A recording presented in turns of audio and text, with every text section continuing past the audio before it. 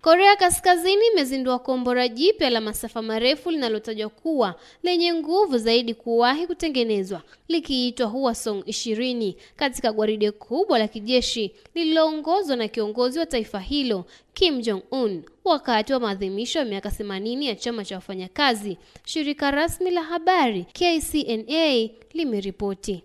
Gwaride hilo lililofanyika siku ya Ijumaa mjini Pyongyang lilionyesha baadhi ya silaha za hali ya juu zaidi za Korea Kaskazini, ikiwemo makombora ya safari ya masafa marefu na magari maalum ya kurusha drone. Hata hivyo, Hwasong-20 lilipewa nafasi ya kipekee, likielezwa na KCNA kama mfumo wenye nguvu zaidi ya silaha na nyuklia za kimkakati uliowahi kutengenezwa na jeshi la taifa hilo. Kombora hilo lilionekana kwa mara ya kwanza likiwa limepakiwa juu ya gari lenye magurudumu 11 ya kubeba makombora, likithibitisha uvumi wa hivi karibuni kuwa Pyongyang ilikuwa imefanikiwa kutengeneza injini mpya ya rockets yenye mafuta imara, yani solid fuel engine. Kwa mujibu wa vyombo vya habari vya serikali, injini hiyo iliyotengenezwa kwa nyuzi ya carbon ina uwezo wa kutoa nguvu ya msukumo wa kilonewton 1971, kiwango kinachozidi nguvu za engine za makombora yaliyotengenezwa awali na Korea Kaskazini.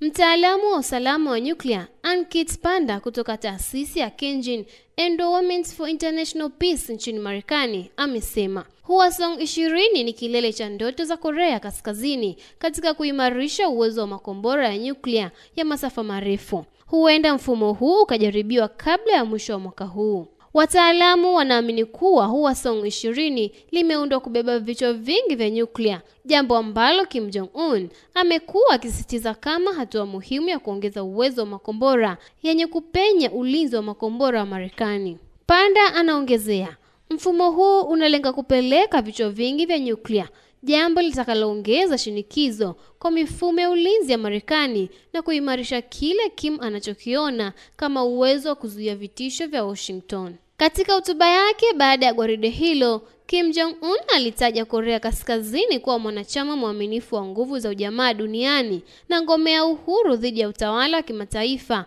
wa Magharibi. Leo tunasimama mbele ya dunia kama taifa lenye nguvu, lisiloweza kuzuilika na lenye uwezo wa kufikia mafanikio makubwa, alisema Kim. Miongoni mwa wageni mashuhuri waliohudhuria maadhimisho hayo alikuwa Dmitry Medvedev, naibu mwenyekiti wa Baraza la Usalama la Urusi na mshirika wa karibu wa Rais Vladimir Putin. Katika mazungumzo yake na Kim, Medvedev aliishukuru Korea Kaskazini kwa mshikamano wake thabiti katika kuunga mkono operesheni ya kijeshi ya Urusi nchini Ukraine. Uhusiano wa kweli kati ya mataifa hujulikana nyakati za majaribu. Tunashukuru Korea Kaskazini kwa uungaji mkono wake usioyumba, alisema Medvedev kupitia mtandao wa kijamii wa Max wa Urusi. Kwa upande wake, Kim Jong-un alieleza nia kuimarisha ushirikiano wa kijeshi na kiuchumi na Urusi, akisema nchi hizo zitaendeleza ushirikiano wa karibu katika nyanja mbalimbali ili kufikia malengo ya pamoja.